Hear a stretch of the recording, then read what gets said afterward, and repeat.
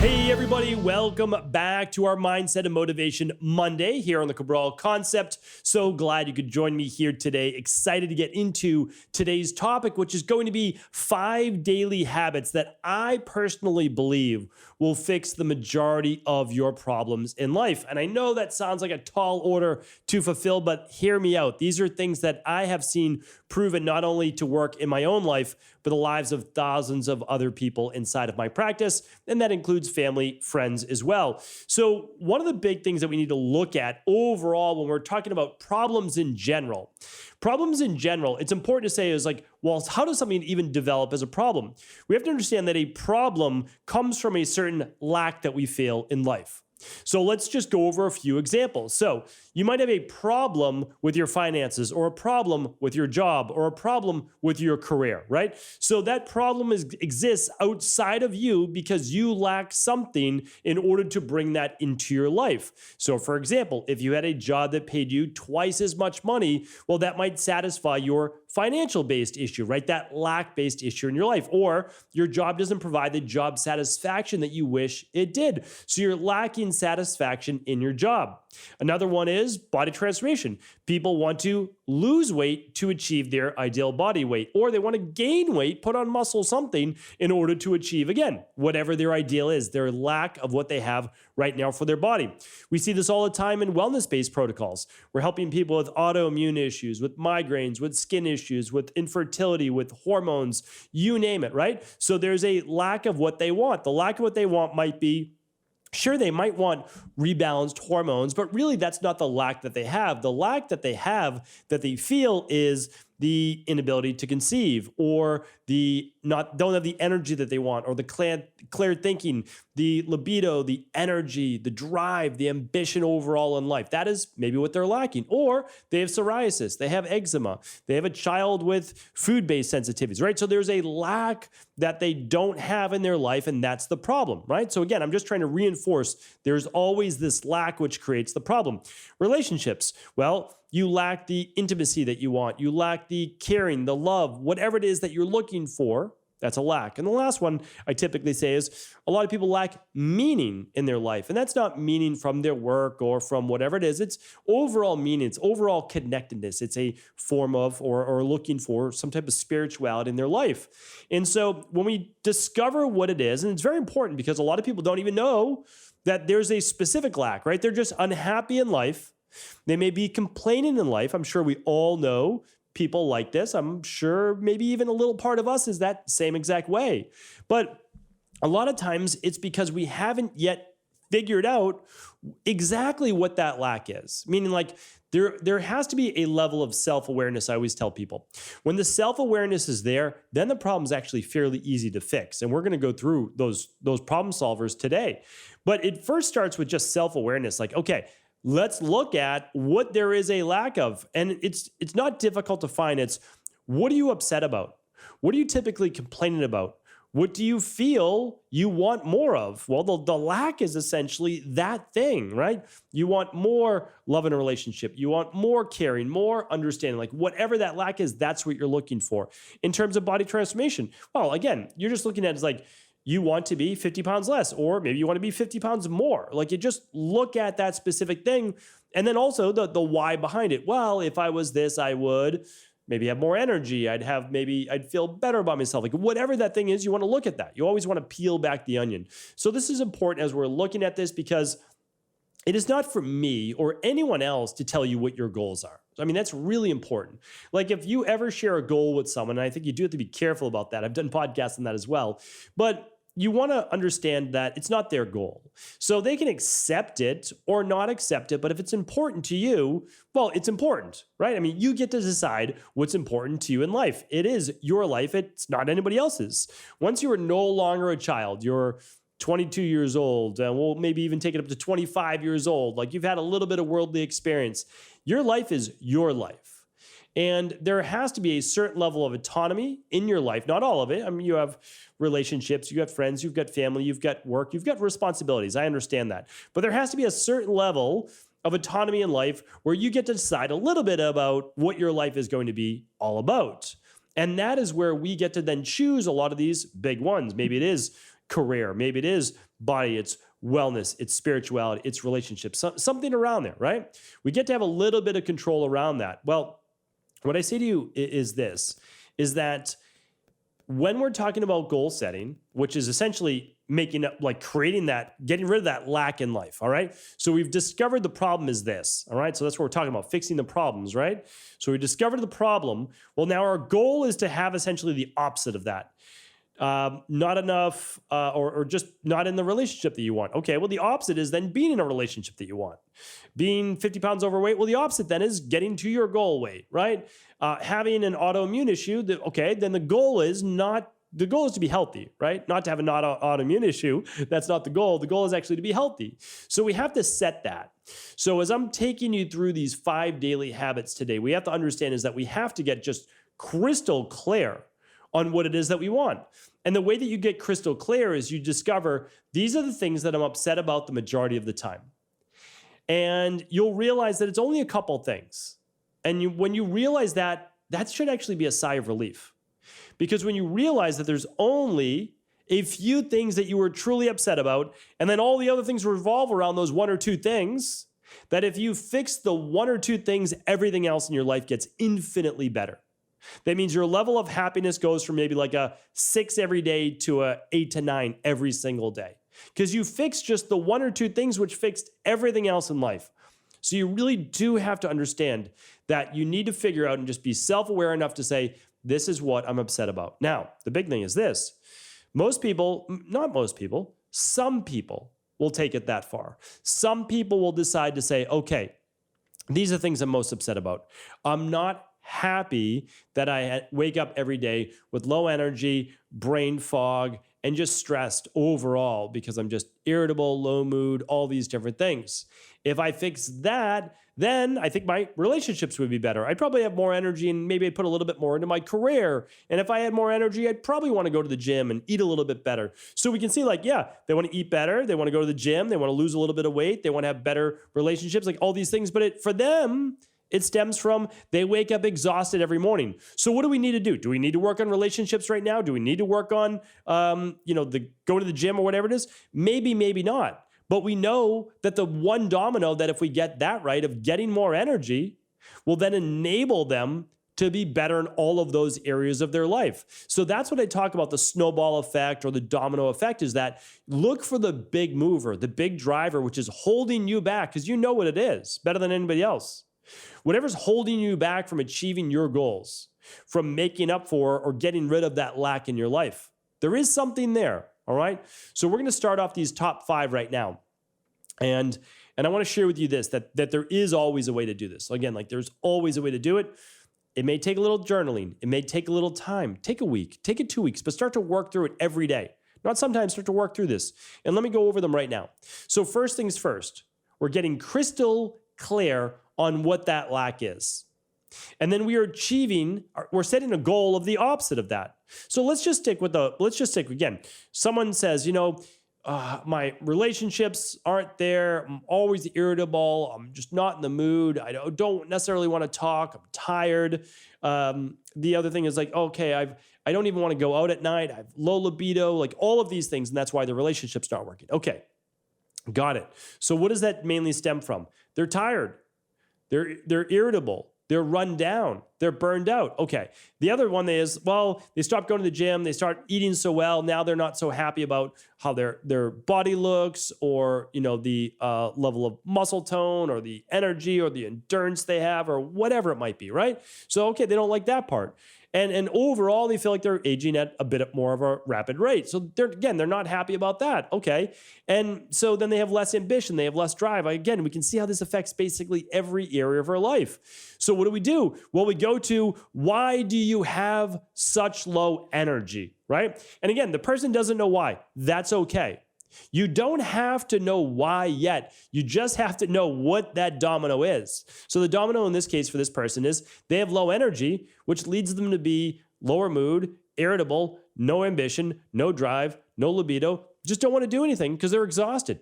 We see that all the time in our practice. So what do? Well, you're eventually then going to get help for that, which again, we can talk about this through the show, but all you need to do for the first step is figure out the domino. And there can only be 1 or 2. You can't have a million things to work on. You'll achieve none of them. You won't. I've already tried it before. It doesn't work. I've tried it for too many years. Set goals of trying to achieve 100 different things, like all sorts of wild goal setting things. They didn't work. You do a lot of things, but you don't move very far forward in life. And the reason is that you really can't work on, that's what I've discovered probably over the last 5 to 6 years. You can only work on 1 or 2 things. That's it. So choose the 1 or 2. And you might say, well, I have 5 things I want to work on. All right, choose the 1 or 2 that will then likely allow for those next 3 or so to become a reality. Because the thing is, if you focus on 5, none of them are happening anyways. So you might as well focus on 1 or 2, knock those out over the next 6 to 12 months, and then just move on to the next. Because no matter what, 12 months from now, if you're working on 5 things, probably won't happen, right? Unless you're a rare individual and you're just really great at goal achievement. And hey, maybe some people are, and that's great. More power to them. But let's start at 1 or 2. It's more manageable, all right? So let's get crystal clear.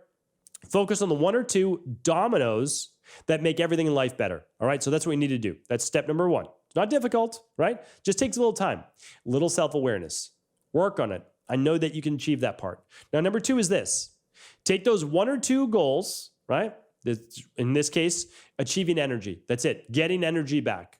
Now, we're going to figure out how do we do that? And then we're going to create a 12-week action plan. And if it needs longer, great. We're going to create then another 12 weeks, and then another 12 weeks, and another 12 weeks. But we're never going to do more than 12-week marathons, okay? Never going to do more than that. That's part of my 12-week year-based philosophy.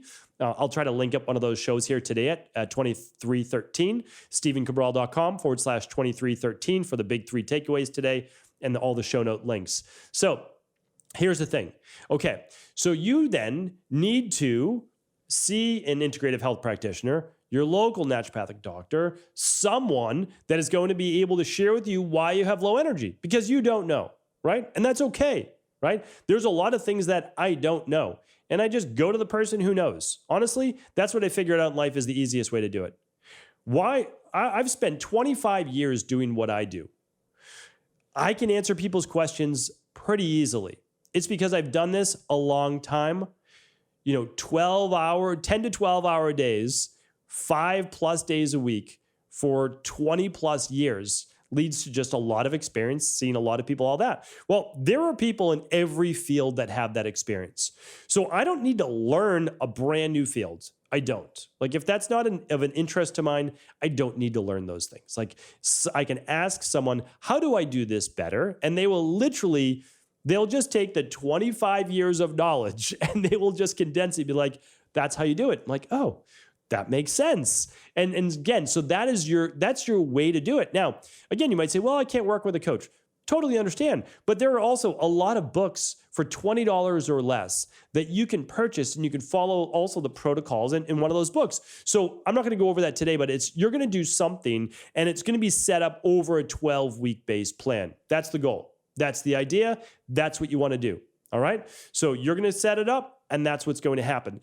In this case, the energy, let's say, is from imbalanced hormones. Let's say for male, it's lower testosterone. And let's say for women, it's estrogen dominance from lower progesterone levels. Okay. So they might run something like a stress, mood, and metabolism test. They're going to get their results back, and they're going to find out those hormones are off. They're going to get a protocol from their integrative health practitioner, their local naturopathic doctor, their equal life coach, whoever it may be. And they're going to begin to work that plan.